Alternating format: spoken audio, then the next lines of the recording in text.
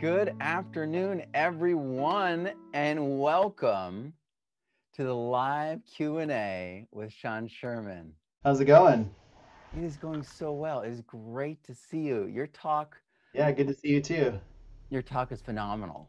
Thank you so Oh, much for thank you. contributing. Thank you. My pleasure. And yeah, looking forward to questions and answers. It's a little easier to have some people to talk to instead of just, doing a talk into a camera. Yeah, yeah, it's a unique challenge, absolutely. But you did it really, really, really well. So, Oh, thank you. Appreciate it.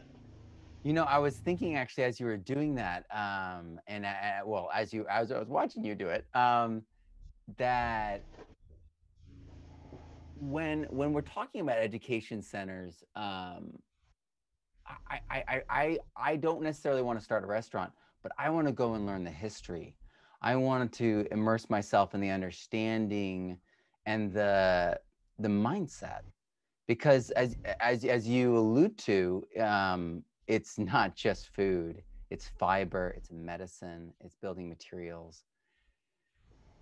And yeah, I mean, I can't wait for this. And I was thinking, Yeah. along those lines, you teach so well online in this format that, I mean, would there ever be like an online, perhaps like thing that would be accessible for us all, that would just be like education for the history? Because when I hear about the history, it's like my heart starts to like beat faster, and I'm like, this is information that no one has been able to get access. Well, literally, not you know what I mean?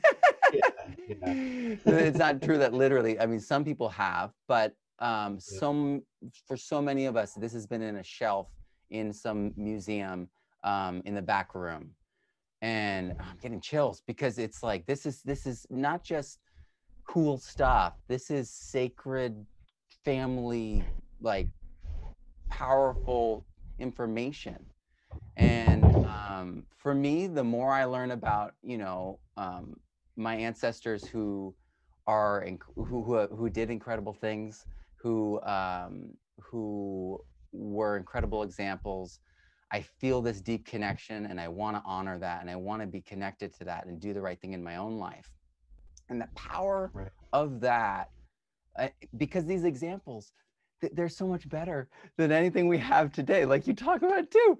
And so it's like, this is like superhero. This isn't just hero. These are like superhero level regenerative, and then not even just regenerative, compassionate and Mhm. and reciprocity, all these different relationships. I can't imagine. I try to. I can't imagine the power of that. So if you just let us know, we'll all be there. Well, that's our goal, So Indigenous Food Lab, we're trying to develop a lot of curriculum and set ourselves up to do a lot of video work. And it's really looking at all those pieces. So it's not just ethnobotanical knowledge of how to utilize the plants for all this diversity. And also on top of that, understanding the immense diversity across this crazy continent, that's got so much biodiversity.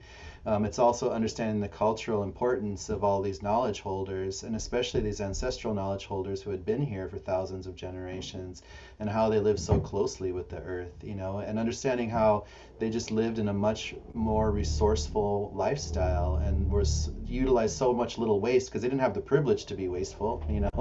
And I think it's so important to relearn and to reclaim a lot of this knowledge to figure out how do we apply it into today's world. And for us, we're really just trying to give back to Indigenous communities, especially like I grew up on Pine Ridge, and it's been really harsh for a long time because it was basically a prison camp to start with, and it hasn't gotten that much better. And we just really need to do a lot to understand the importance of understanding the stories of all these communities that are out there, the struggles that they have gone through, and really identify and have some empathy towards these Indigenous communities that can have a lot to offer for our modern day society. Absolutely, because they are currently the stewards of this information. They are currently the stewards of the genetics, these seeds. Um, so for me, Yeah. this feels like the most important research project, historical, archaeological project that spans the globe currently. This is the most important thing. Yeah, because on a global scale, there's indigenous peoples everywhere that went through colonialism, and it's not even that we're in a post-colonial time period yet, because that hasn't happened. We're still battling colonialism as it is today. I just sent up a few hundred meals to support these protesters in northern Minnesota as they're fighting this pipeline that's being pushed through, despite all of this environmental potential for damage. And I think it's really important to understand that we're still going through this, and like this isn't something that has this wasn't I'm not studying something from the deep past.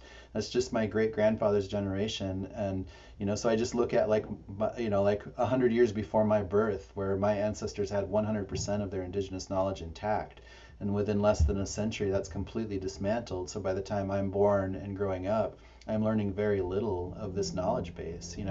So I think it's really important that we take the time to identify the importance of indigenous knowledge bases, of how we can live closer to the earth through much more organic farming practices, understanding a deeper understanding of the permacultural design and the importance of that, of having a lot of biodiversity around you and how that benefits the soil, and just understanding how to utilize all this plant life around us, where the Western diet has skipped over that so much and just kind of brought in their own staples and ignored all of this wonderful biodiversity that's around us. So I think it's just there's so much to learn, and it's not unique to here in the US, because we see the same situation: South America, Africa, India, Southeast Asia, Australia, New Zealand, Hawaii. There's so much to do all over the place, and we're just trying to set up a small group of people that can work with other people in our network and start to preserve this knowledge base and set it up to make it accessible for the next generation. And history plays a huge part of that, so it's really understanding how people all over figured out so many ways to utilize the plant world around them to live completely sustainably. Absolutely. And this knowledge is the linchpin. I don't know if many people know it, but permaculture originally it came from, it was sparked by the idea of that came from studying the culture and work of the Australian Aboriginal people and the Tasmanian Aboriginal people. And so it's this indigenous knowledge that is the solution to climate change, to soil erosion, to food nutrient density laws, to all of, so many of our food and diet related health problems. Mm, Absolutely. And just, again, it's that relationship with the world around us. We have to understand that we have this direct relationship, and we need to see it. We're not above it. It has to be, we have to work with it. And I think there's just so much to learn. And we're just really excited to be in a place to be able to start this journey of learning for ourselves and to being able to share with others, and learning from people like yourself, where we can learn so much of the knowledge that you've been growing and getting, and seeing how we can, utilize some of that as we're working to help other people out there. So we're all in this together. absolutely. I love that. So, All speaking right. of the potentials, the range, what are the untapped potentials of the indigenous food system? I think the first piece again is just understanding this plant world around you, because most people just look out their windows and see nothing but weeds and unidentified trees. So one step is just learning the world right outside your window, and just starting to learn the names of all the trees, starting to learn the names of the plants, and even taking it a step farther and starting to learn the indigenous names of those trees and plants, because a lot of the times those indigenous names have deeper meanings of what they're actually utilized for. Mm, And also, it just takes the time to pay respect to the original language that's on the land that you're on. So I think it's really important to kind of go through some of those steps. And it's just understanding the immense diversity that we have in culture here in North America.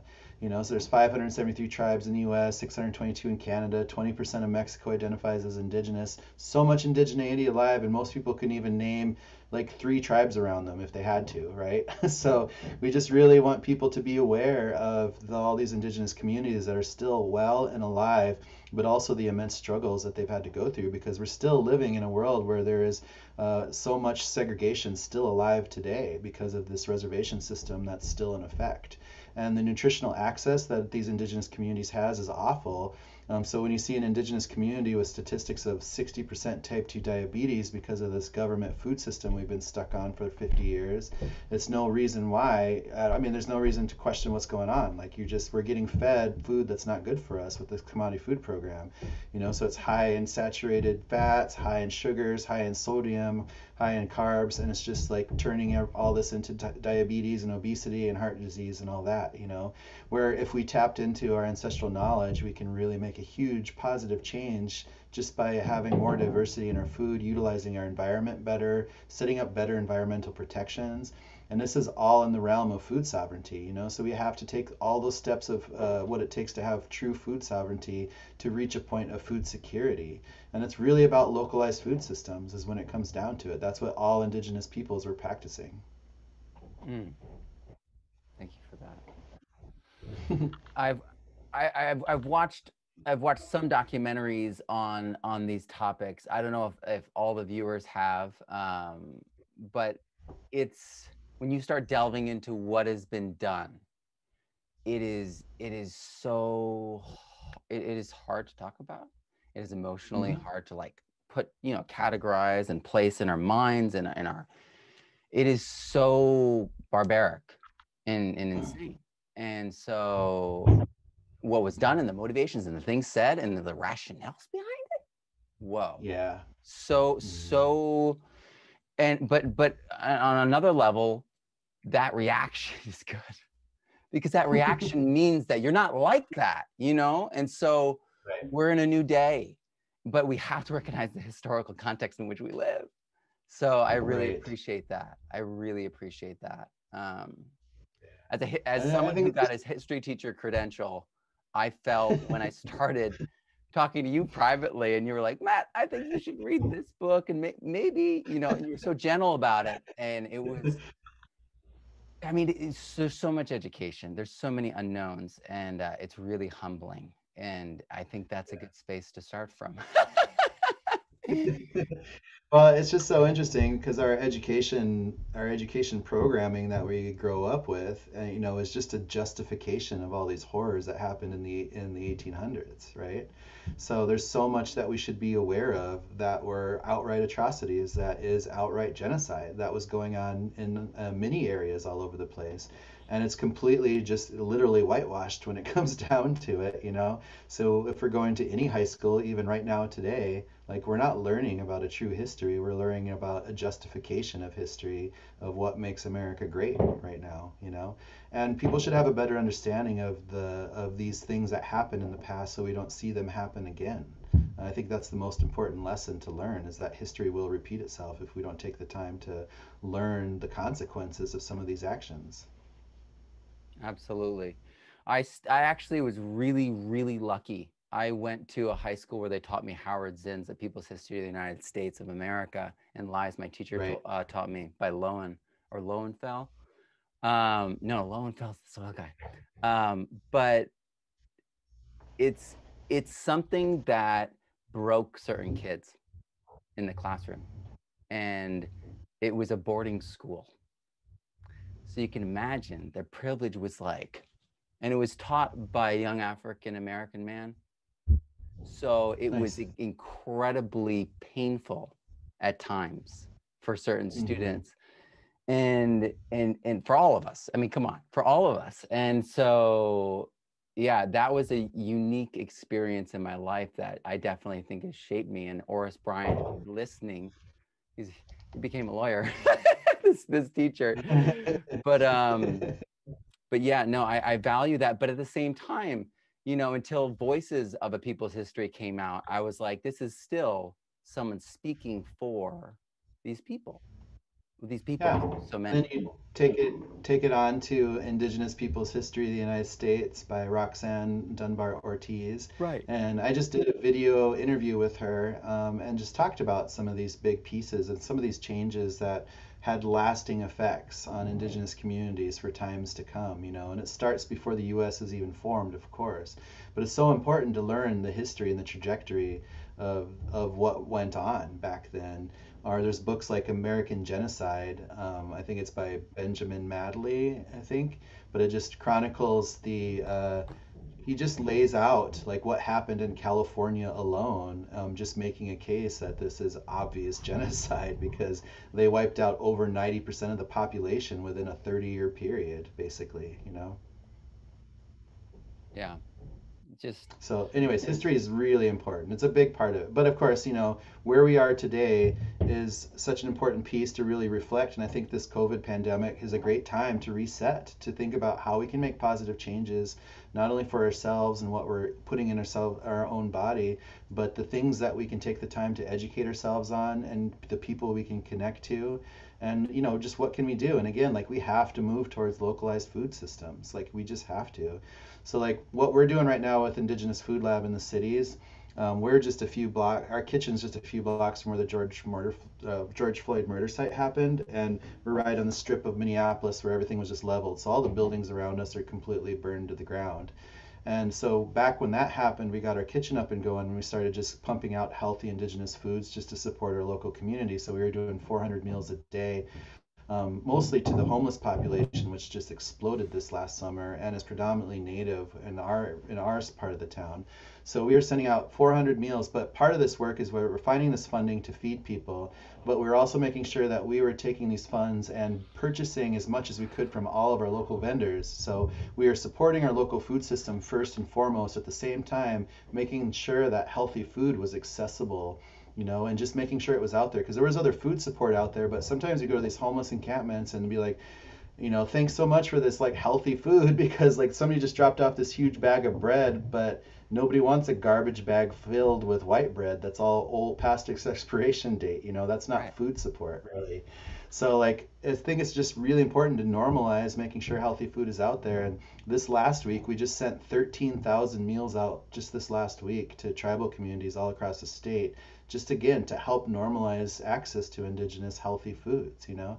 And it doesn't even necessarily need the tagline indigenous because it's just the food of where we happen to be right now because everything we're buying is from our local producers and we're processing it, you know, right here, you know. So we're creating a staff that's highly trained and highly productive, and we're purchasing and supporting our local vendors, and we're just making this food accessible and normalizing it.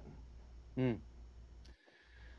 Yes, this is so incredibly important. I feel that food is. Oh, I've always felt like this is true. Food is a deep expression of care and love. Yeah, And and our team is just really excited to be doing this work and knowing that this food is getting directly out to all these tribal communities. And we're having a lot of fun creating all these recipes. And you know, our challenge was how do we cook indigenous? You know, how so like cutting out those colonial ingredients, the things that weren't from here. You know, just to prove that we could do it. So removing dairy and wheat flour and cane sugar, and even beef, pork, and chicken, and it just makes us extremely healthy, hyper local, and it's a lot of fun because like it's been a really hard year for our local growers and farmers, and we've been, you know, this one group, this one kitchen that is still just pumping out tens of thousands of dollars back into that community, back into those resources, you know, because we need to make sure those guys support themselves because we can't be over reliant on all these food systems that are coming from all over the place, you know, and we don't know where this food is being grown, how it's being grown, what kind of chemicals are on it. But we know exactly if we're in a local place, like I know everybody personally on a local, on a personal level, you know. So we just call them up, order a ton of food, and we're just happy to be there for that. So I really feel like, you know, modern day kitchens, we should be focused on what we can do to continue to make people healthy. And our team has really like our commitment is just to serve only healthy food. Like we love junk food like everybody else does, but we're only going to make and serve and normalize healthy food. And that's just what we're going to do. wow, I love that. So speaking of this great work you're doing, this lift you're doing, this constant work that you're doing, what obstacles stand in your way, and how could, you know, the audience, how could all of us help towards facilitating more growth in this space? Yeah, I mean, I think that we just have a lot to learn. I think it's just people taking the time to really listen and learn. And again, learning history is a really important part. But you know, understanding why this is important, and again, it's just because knowing that these indigenous communities, like pick a region anywhere, and whatever indigenous community was there had a vast knowledge of the plants around them because they had the privilege of having thousands of generations of people before them to tell them what to do with these plants, right? Yeah. And that knowledge base being wiped out within less than a century, excuse me, less than a century is insane. So we have to do everything we can to preserve this knowledge bases everywhere and just figure out how to live healthier as a whole when it comes down to it. So as we're creating a system to develop more indigenous education and curriculum, we want it to be open to everybody. We want everybody to learn these lessons because we want everybody to be healthier, and we want indigenous peoples to be the role model of how we can move towards a healthier society that does really focus and work hard on, and works really hard on a localized food system. So it's that blend of indigenous agriculture, showcasing and preserving a lot of the heirloom indigenous seeds that are still alive in today's world.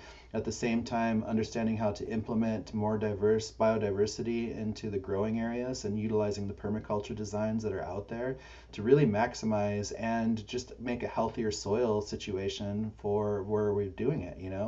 So it's just pushing against, like, we're so wasteful as a society. And I always say, like, if we can have 30 golf courses in Palm Springs, just like think what we could do if we put all of that knowledge to for good, right?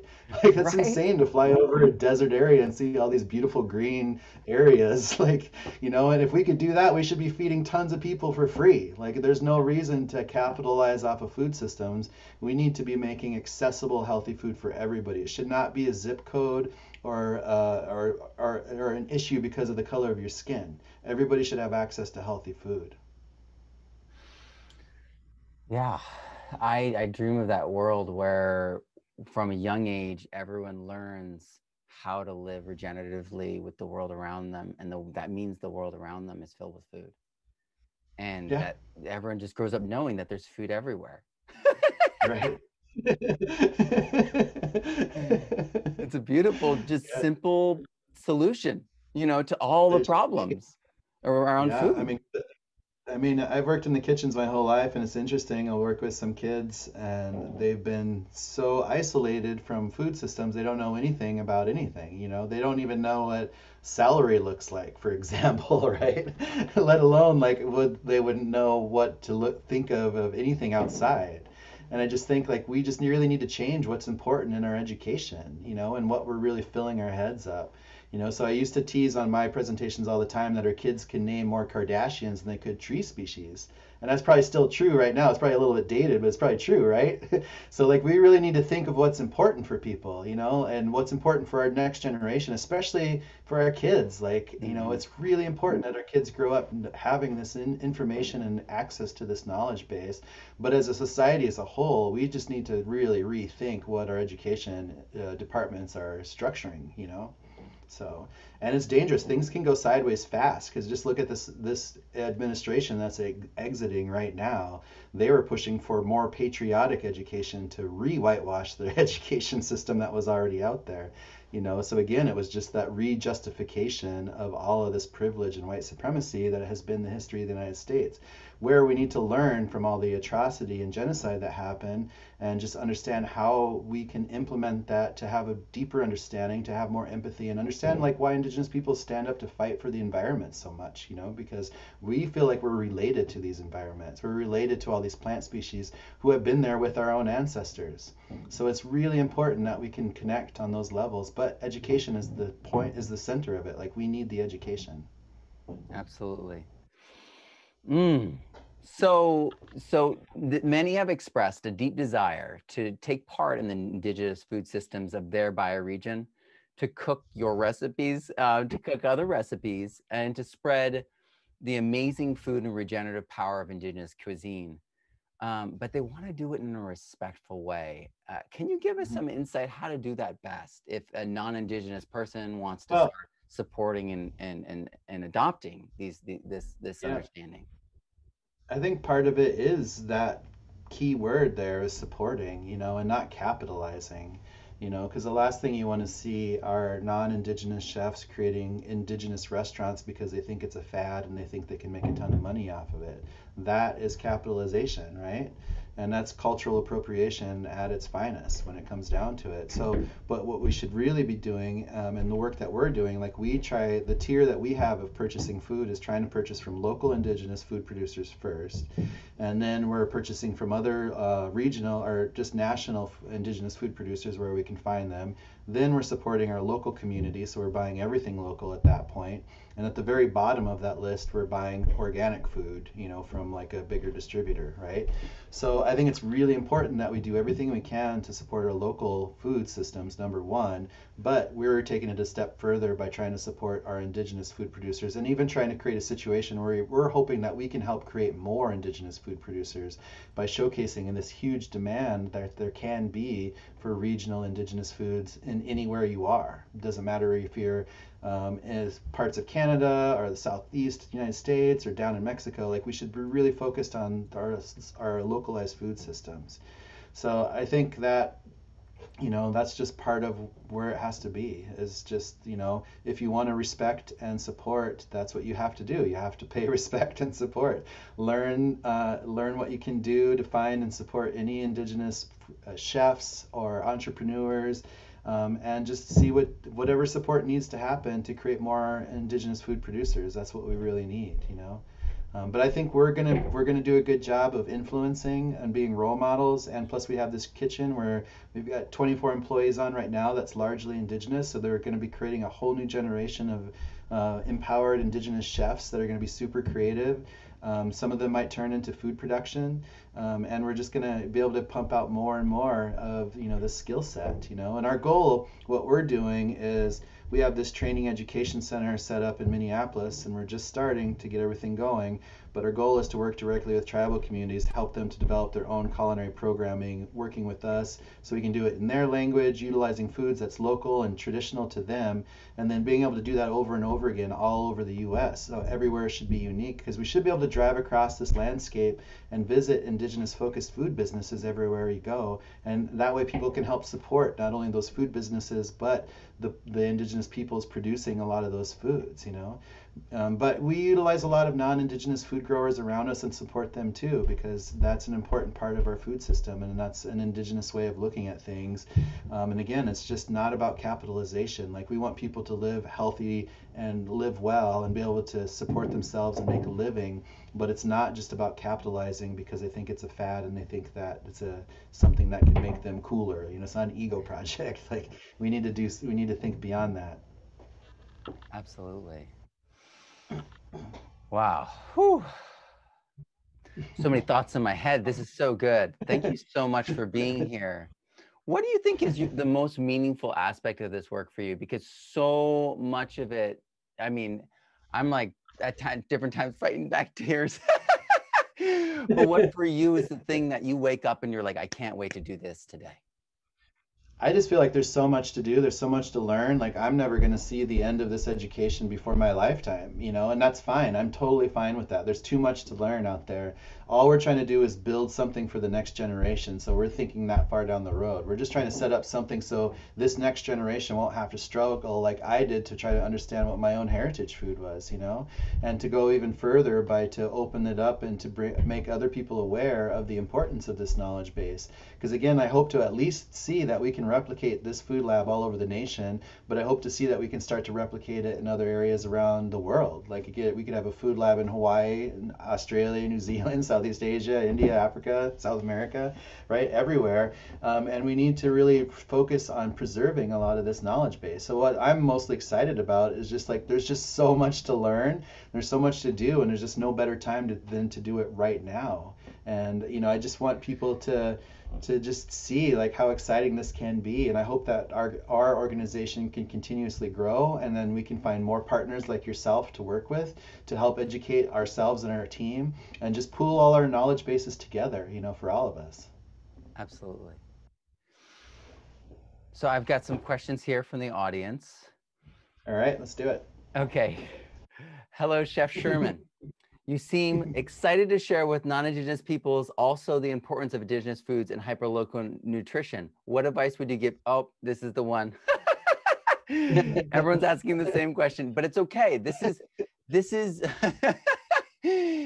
is really important. it's really, really important that we get this right, because it's so the way I see it is almost like very simple. I mean, when there's an abundance in any ecosystem or system, you get creative products, and you get those abundant surplus products, and then you get all these secondary attributes happening. Like, think about all the explosions of art, all the explosions of music and creativity throughout history. It's always when there's an abundance. So it's Hmm. like we have to put the care, put the love into our communities, into our indigenous communities, and they're everywhere. I think about the Chukchansi community. Um, in my area of California, we're not now, but where I used to live, we didn't have English language learners. We didn't have people who are Spanish, and that's like crazy to hear about California schools. But what we did have, we had a large population of Native Americans, and it was really eye opening for me, and I learned a lot. And one of the things that always kind of gets me like freaked out and worried, and like is that there, when I left 6 years ago, there were 6 people who were all very old that could still speak the language. Nice. And I'm getting and it's so important, because it's not like there's 6 families and those are the Right. six So many grandmas. This is people. a huge amount of people, that this Hmm. language really means more than anyone can really put their finger on. And it's like Yeah, it's so connecting to important. that food system. That food system is going to revive these languages. That food system is going to connect the going to give meaning to these words. Yeah. So Yeah, thank you, one of the thank you. projects that we have going on right now, because we have our first sous chef restaurant opening up this May in Minneapolis, and it's a park board restaurant, so they're redoing this whole park front in front of the Mississippi River downtown Minneapolis, and we're going to be this vendor space in this beautiful new building that's being built out for us. And part of this, well, the work that we've done was working with the park board to put only indigenous plants back in the ground and then landscape it that way, and then also create little placards so it will showcase the language of the land first. So it'll have the Dakota language name of the plant, then it'll have the English, and then the Latin. Because that's just the original name of these plants. And then it'll have a little description of some of the usages of these plants for people to understand, because it's just part of that normalization of the whole situation, you know? So it's just making this education out there, putting it right there in front of the public so people will get to walk around this park and see the names of all this indigenous language and see like, well, oh, like, oh, this tree it's good for this and that, or this plant it's good for this and that, you know. So I think it's just again, that's a good step in the right direction. I love it. All right, here's the next question. This one's from Gavin. Sure. Sean, do you know what type of meals would have been traditionally cooked with crops harvested from the Three Sisters? Also, how would wild rice have been traditionally enjoyed prepared in pre-colonial Turtle Island? Yeah, well, again, you have to look at the immense diversity of indigenous peoples first, because every group has their own recipes and pieces, you know, that they would have come up with. And plus, the varietals of corn and beans and squash is immense. So if you follow the corn culture, you see it starting at the bottom of Mexico, shooting both directions into North and South America, and you can follow it through the entire Caribbean, through the entire southeastern part of the U.S., all the way up the East Coast, all the way up into parts of Canada, above like where Niagara and that area is, all the way out towards where I am in Minnesota, all the way up to the Dakotas, throughout the entire Mississippi and Missouri River valleys. And there's so much immense diversity of these corn seeds that we still have alive today, but that's only just a fraction of what was probably out there before the 1800s. So we have no idea how many seed stocks were wiped off the map. And because you look at like General Sullivan, who was George Washington's general, he did a march in I think 1887. I'm trying to remember when that date was, sorry, but over one summer, George Washington gave him marching orders to completely wipe out and obliterate all the tribes of the Six Nations across New York. He was mad at them for siding with the British. So the General Sullivan takes off after over one summer and accomplishes that, wipes out every single settlement, and is documented burning 6 mile by 6 mile cornfields, which is huge because they were so advanced in agriculture. We have no idea what kind of seed stock was burned and torched to the ground because of that scorched earth tactic that then continues for an entire century after that time period. So there's just so much that's a big part of it. So these traditional recipes, there's a lot of pieces out there. There's some really great chefs across everywhere, from Mexico all the way up into New York or the Northeast, all the way out here into the Dakotas and what we're doing. There's just so many great recipes of different ways people were processing corn. And if you look at Mexican food today, like, it's still more indigenous than it is Spanish or French, obviously, because you have the nixtamalized corn product for tamales and tortillas and things like that. And that stuff goes back long before European contact, right? So there's just a lot of fun stuff out there. And the same thing with wild rice. Like, there's just people have been utilizing it for a long time. It's been making people happy for a really long time. And there's just a lot of fun recipes, whether it's stuff to go in soups, or just basically cooking it or popping it or grinding it, or after you cook it and re-dry it and grind it again. Like, you can create all these different things with it. And that's part of the fun that we're having, is just seeing how many different ways we can play with these foods and what kind of modern indigenous recipes we get to come up with, but understanding, like, the best we can of how people were preparing things in the past. So there's just a lot of great knowledge out there, and it's a fun to explore. It absolutely is. I really, really look forward to the day when we see these food labs everywhere, because they are this catalyst that is going to do so much for so many people. All right, so James Webb says, where can we find more information on what parts of wild foods are edible and how to prepare and consume them? I think there's so much information out there right now, so there's a lot of great books on it. And I think the biggest piece is to look at this as, if you're going to walk into that education, there's obviously, you can find it in so many different areas, but it's about thinking about the sustainability part of it. Like, how can you harvest wild foods without harming these colonies of plants, Because the indigenous peoples had, like, I've talked to quite a few different elders where, like, when we bring in some of these foods, and it'd be the first time in a long time, and some of the elders would be like, oh, I forgot all about this plant because my grandmother and I used to harvest this. And we used to, back then, like, the trails used to be so clear in the forest, and we knew where all the food was at, and now everything's grown over and nobody remembers those old trails anymore, and all those plants are grown over with other things. But back in the day, the forest was their grocery store, their seasonal grocery store. They knew where and when and how to harvest all these different parts and plants and pieces, right? But it was a very sustainable model to make sure that there was very specific ways they would sing certain songs to the plants as they harvested them, because it was traditional, because they just put so much respect into the plants for giving them life, making sure that they're returning that respect, and being able to leave prayers and tobacco and even celebrations for some of the big harvests, So there was just so much about it, so much respect of that relationship with the plant world around us. And you can find that commonality in indigenous communities all over the place, right? So I think that, again, like, there's plenty of knowledge out there of identifying plants, because nowadays you can just pull out your phone and snap a photo in an app and it'll tell you what the plant is with pretty good accuracy.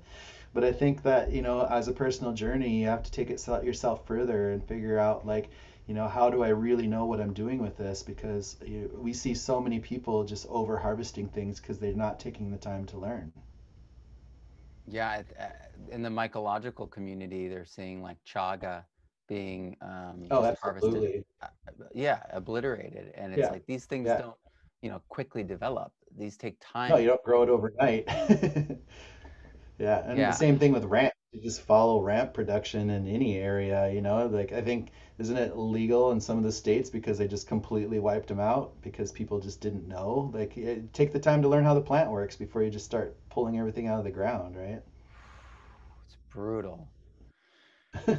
Oh, yeah. And that's one of those things that I think about, though. It's like, if we can put an abundance in the space, then we'll get to the point where we can even be monitoring. So there's that fully aware respectful harvest, reciprocity going on, so that we're like, oh, no, no. And we do this already with plenty of things, like the duck harvest. They count the ducks in Canada, and then they have a duck quota, and everyone gets a certain amount. And then somehow, amazingly, the ducks do better, and then their populations improve. And it's like that Mhm. respectful harvest, nature responds regeneratively to. Absolutely. And you follow any of the tribal communities where there's a lot of documentation of how permaculture was utilized, and that deep respect and that human interaction with the plant world helped both sides, you know. It helped the plants, it helped the environment, it helped the soil, and it helped the humans, obviously, right? So I think that that's a big part of this lesson, you know, as we're looking into wild foods. But I think again, so there's much this diversity, like temptation. we just have to I'm just saying and plus it's just healthier for us to have so much more plant diversity in our diet, you know, because most people are surviving off of less than 25 plant species because they're buying the same thing at the store every day and that's all they eat, you know, in a year they're like eating 25 plants maybe if they're lucky, right? Right. I think that there's this great temptation to get confused in our modern day world and think that these technologies that we surrounded ourselves are so advanced and everything. They're really not. When you open them up, even the computers are just miniaturizations of the same things that make everything, like transistors, resistors. Like once you learn the electronics, it's all kind of the same.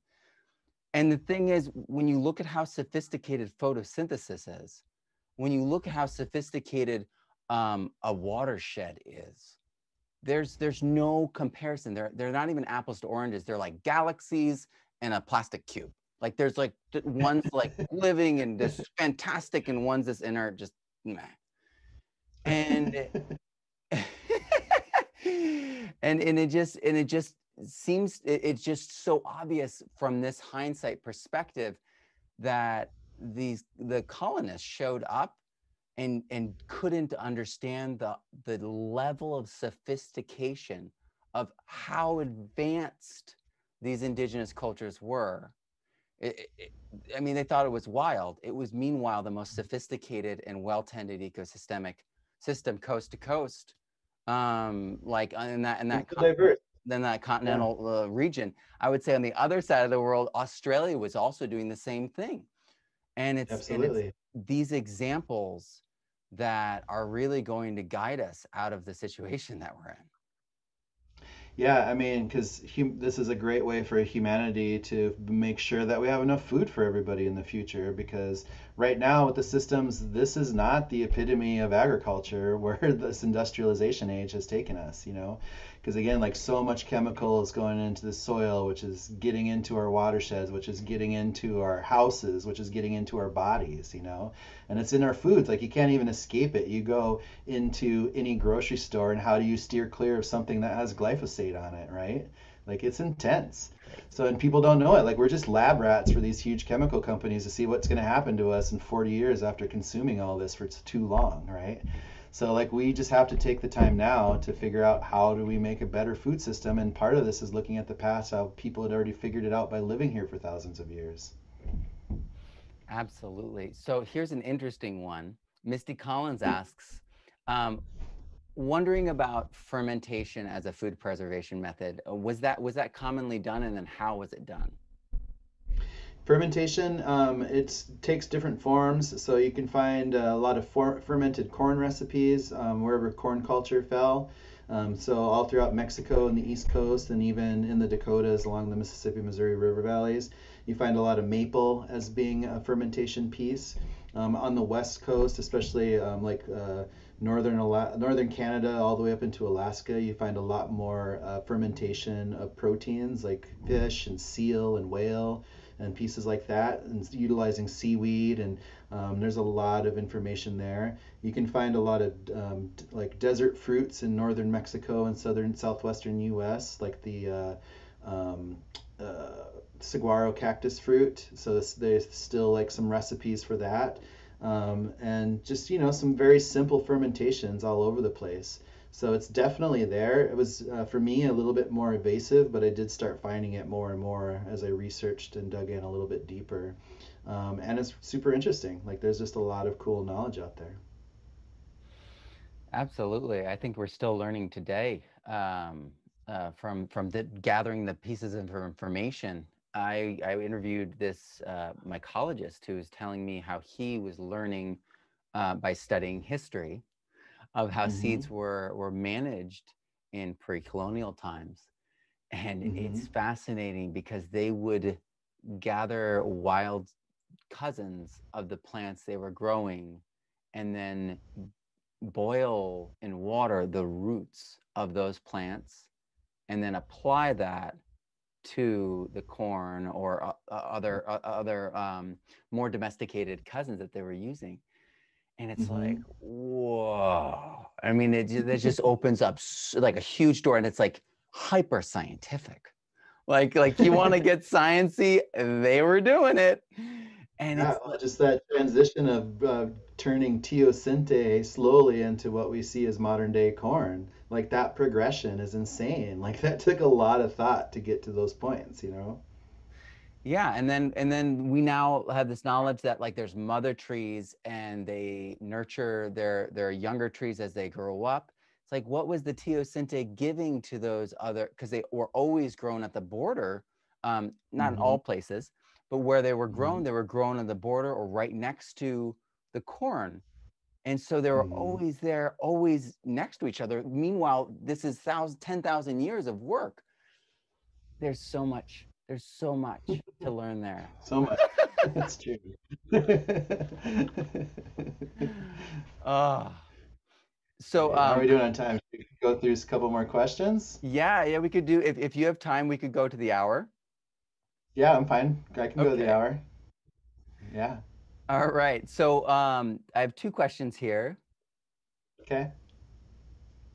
Um, living in the Pacific Northwest, powwow foods in quotation marks are still what is thought as native food items. I think she's talking about the Fry bread, yeah, the fry bread. bannock stuff. Um, Yep. I was explaining to someone the other day about that. It's like, you don't want to do that. um, a- Oops, oh, sorry, one sec. and Phone's it blowing actually up. turned into Sorry. a recommendation for your book, that conversation. So it's actually, I think, I could jump in here before I let you answer, but I think it's an opportunity to recommend his book if he won't do it. Yeah, we do talk about it, but we just wanted to look further beyond fry bread because I grew up with it. But when I started asking like my parents and my aunts who are older than my parents, and like when did they remember fry bread coming on the reservation in Pine Ridge in South Dakota? And they can remember it before the late 60s at the very earliest, if not the early 70s. So it came around not much, I was born in 74, so it wasn't around much longer before me. In the Southwest, you found it more. But you can trace that particular style directly with Calvary, which dates back even further, like going into like Scotland. So you can follow it to the Scotch Irish of that very particular way of making that bread piece. And Neat. seeing how the tribes learn it directly from the military because they're giving them bags of flour and like, okay, what do we do with that? Like, we don't have an oven, right? So like that, you can trace it pretty quickly of where it comes about. So we just wanted to do some, with the work that we did was pushing it back against that.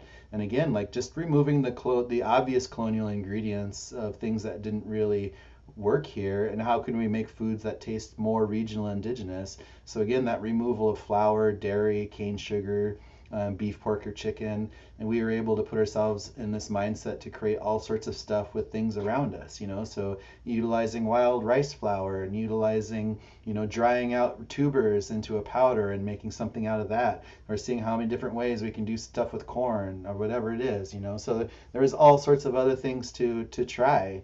And we didn't have to think like the ratios of the European recipes that we know so well of how things work. So we weren't trying to recreate something that it wasn't. We weren't trying to make a bread act like a bread just because we wanted that end product but not use the same ingredients. We were just letting the food be what it is. So I think there's just so much to explore there. And I think that one day when we do see Indigenous restaurants popping up all over the nation, run by all these diverse Indigenous groups, that people can start to see that diversity, and just really understand what makes their particular region unique. And that's a great identifier of what makes their region unique right now is these foods. Because like right now, you can drive across the country, you're going to find the same hamburger. Everything's the same. All the beer tastes the same. Like everything's the same. So, but we should really be focused on what makes us unique of where we are. And if we understood the Indigenous backbone of all of these regions, we could see it so clearly. That actually just struck a real tone with me, because I, in my lifetime, have seen things become more monocultural. We were in our society, we're seeing Amazon take over this huge market share. Bob Dylan, old Bob Dylan, he was saying when he was touring America, he saw America start going from the like Europe, where there's individuality, regionality, it all went away. And he said by the time the 80s rolled around, everything was the same McDonald's, KFC, everywhere you go, it's the same town. And I think he was saying in a way that like it robbed the funness of touring from him. And what's Absolutely, I can imagine. right? But what's frightening to me is that's indicative of it all. It's not a diversification system. It's a system of simplification and reduction. And we know this in the science, this is something that people talk about. But this is cultural reductionism that's going on. And so it's like, and people are like, oh no, now we're all one people and da-da-da-da. And it's like, no, we actually do have ancestors. We actually do have places where we came from, and they do matter. And honoring that and seeing those diversities allows us to see diversity in other people. And it's absolutely. Like, wow. This is awesome. That's a big piece. Wow. Yeah, the other one, another piece that I want to bring up, just because it's been on my mind, because we're getting ready to launch this restaurant, and it's like, what do you do with beer and wine? Because it's just interesting. So like, we chose to try and create a beer and wine list supporting all BIPOC growers. Now try to find an all BIPOC wine list, and that is insane because that whole industry is still so backwards right now. I love wine, but there's no diversity, and it's just dripping with privilege. Because if you want to talk to ask any vineyard, like, what's your story? It's going to be about immense wealth and privilege and land ownership, right? And we're living in a world today where in the US, 98% of all land ownership is still white European male. And that is very it just showcases the history that we're still at. So we're not out of colonialism at all. There's very little diversity still happening. And wine itself is just like this really awful monoculture situation, again, because like, I love wine, but you look at like Napa Valley, where it's this beautiful growing region, and it's growing one thing that you can't even live off of. Like, and plus it's using way too much water in an area that shouldn't be. So like, I don't know, I think there's just so much to think about the whole entire industry of it, that people should just really think about looking at that one. Have you thought about doing chicha, like the corn beer? Yeah. Yep. So I'm actually experimenting. So we're malting some corn right now. So we're malting some Potawatomi corn, and we're going to try and see what happens and make a very simple recipe out of it and see what we can do with it. And I'm going to try, instead of using hops, make a dry powder out of conifers. So I'm going to be using some white cedar, some balsam fir, and some blue spruce, and use that as a flavoring agent towards the second fermentation stage. Wow. So something I learned, which was fascinating, is so many of our plants already have Cerevisiae yeast in them. And it's endophytic, and a lot of the industrial chemical ag, pesticide killing ag, has destroyed the endophytes that are in these plants. But it's like these plants already had these elements that wanted to ferment, that wanted to turn into these drinks, and most of these drinks, you know what I mean, are what we're drinking as these probiotics. Because and I discovered this when I started working with Keeper, is this huge craze is before there was bottles and you had the wealthy person's cellar full of bottles, you didn't have hard alcohol. You Right. couldn't you know, you had instead this like weird mixture between a little bit of alcohol and then this probiotic drink. So Hmm. I see that all as like we're reaching for that indigenous. It's just been an interesting research project I've been focused on for a little bit. But again, it's just like the destructive nature of that entire industry is insane, you know? And it's so heavily supported, obviously, because it's got so much wealth. But Mhm. again, like, so you just think about California, like how much land is focused on wine. And it's just that monoculture crop using way too much water, and like what are the ramifications of that? Like what's going to happen in the future because of that situation, you know? Obviously people love wine, and this is the worst year for people to tell them not to drink wine, but you know, I think that we should look at that industry a little bit harder sometime in the future. Yeah, and maybe develop an alternative. I mean, Absolutely. if you get wine or vinegar in California, there's like, you know, a warning label on it, not for alcohol, but for lead. And so, you know what I mean? These industries have done certain things that weren't good. People are buying land that's grandfathered in. There's been no real care, no regeneration. Um, it's something that again needs to be composted, right? It needs to be Right. inoculated, needs to be liberated from these systems. Mm. Oh, here's some more questions. Maybe we have time for one more. Sure, go for it. What is one of your favorite fall plants to forage? This is from Michael. What a great question to end on. Right here in Minnesota, you know, we have the high bush cranberry, and that one is, you know, deep into the beginning of winter, so you can usually wait till there's snow on the ground to stuff like up above and around Lake Superior, the North Shore area. There's so much of it up there, and I just feel like they're much sweeter when you just let them sit like that after, you know, for a little while. Kind of like Mm. rose hips, you know, they get better if you let them let them hang for a little while longer. So that one I love. I was up in the Boundary Waters in mid-September, and there's just, you know, just so much great stuff, like seasoning, so much Labrador tea, so much sweet fern, all those kinds of things are out there that time of year and just everywhere, you know. So I don't know. I love being outdoors anyways. So, and I think, you know, the fall time, of course, we're dealing with a lot of harvest plants. So we're preserving as much as we can, drying out tons of squash, getting corn all set up, all that kind of stuff. There's just so much to work that time of year, you know, but it's also just a great time to be outdoors. The weather's cooler, and you know, it's just you know, it's just kind of like your last, for where we are, it's the last time period you have to gather a bunch of wild foods before it's before the long winter sets in, because here in Minnesota it is a long winter. Hmm. It certainly is. I totally want to ask one last thing about Sure, drying go for it. squash, though. Yeah. Are you, is the Buffalo Bird Woman book, you know, document that circulates? Is that a good book? Is that a good representation? Yeah.